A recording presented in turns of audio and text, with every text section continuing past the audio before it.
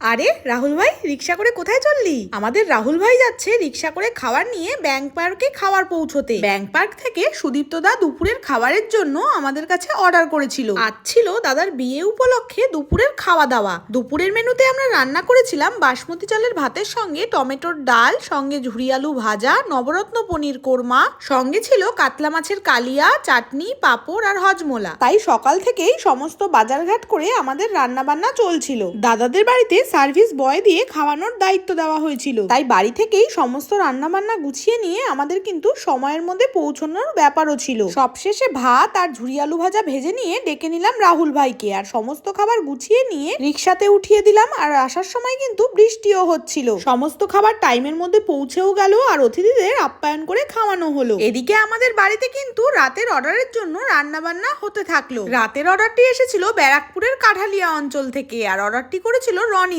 তার নিজের জন্মদিন উপলক্ষে। 45 জনের জন্য দাদা আমাদের কাছে অর্ডার দিয়েছিল ফ্রাইড রাইসের সঙ্গে চিলি চিকেন। দাদাদের বাড়িতে কিন্তু আমরা এই নিয়ে দ্বিতীয়বার খাবার পাঠাচ্ছি। তোমরাও যারা আমাদের বানানো সুন্দর সুন্দর খাবার ট্রাই করতে চাইছো, তারা আমাদের অনেকদিন আগে থেকে বুক করে রেখো। আমরা কিন্তু সবার ফোন সময়ের অভাবে সবসময় রিসিভ করতে পারি না, তাই তোমরা যদি আমাদের একটু হোয়াটসঅ্যাপ করে রাখো তাহলে আমাদের রিপ্লাই করতে অনেক সুবিধা হয়। আর আমাদের ভিডিও ভালো লেগে থাকলে পেজটি ফলো করে আর চ্যানেলটি সাবস্ক্রাইব করে পাশে থেকো।